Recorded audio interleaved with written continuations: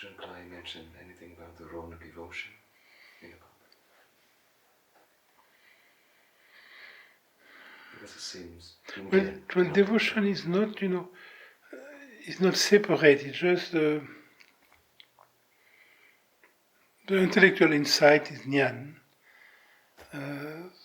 The way it's going to be concretized in every way of life is karma yoga, and the way karma yoga is felt from inner sense is devotion. That means you surrender to life, actually.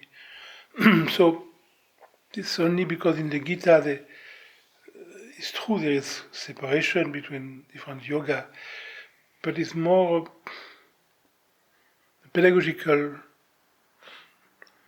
differentiation. It's not actually, it's not different yoga, just the same understanding could be read in different way. So if you read it from a metaphysical point of view, it's jnana yoga. If you read it from the way of the world, it's karma yoga. If you read it from the way of the heart, it is bhakti yoga. But there's no separation. It's just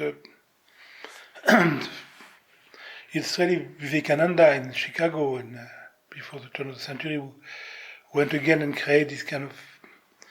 Vivekananda was a man of deep quality, but generally what he said was not very intelligent, not because of him, but because of his public. He had to adapt.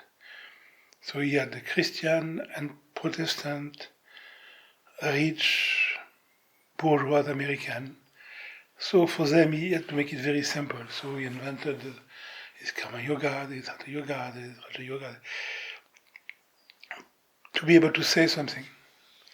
Himself, he was not at all in this line. He could not have been a real student of Ramakrishna and having this kind of differentiation in his mind. But he had to adapt to in America in that period. So Vivekananda again formulates things as this yoga was separated, which was, you can translate the Gita in that way too. But the Gita was just giving a global way of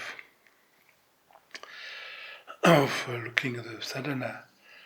So in certain moment, self-inquiry will be stronger, and certain moment, acting without being an actor will be stronger, and certain moment, giving up of all intention, all and gaining will be stronger. So from outside, you call it that's bhakti yoga, that's karma yoga, that's jnana yoga, but it actually means nothing.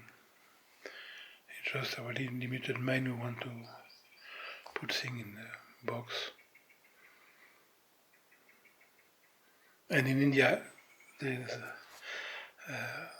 like to make categories. It's very Indian tradition is full of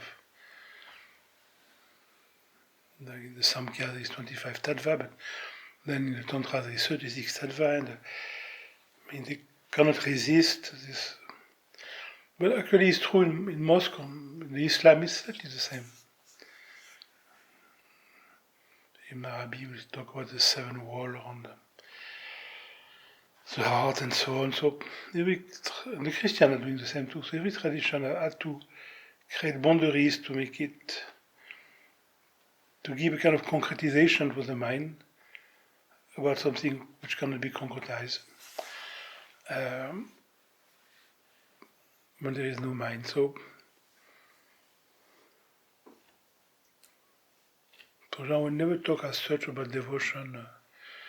He will never mention karma yoga, jnana yoga, bhakti yoga.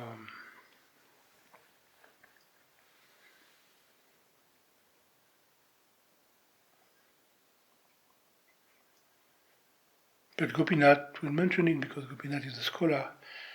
And scholarly, yes, there are differences, so he has to explain them.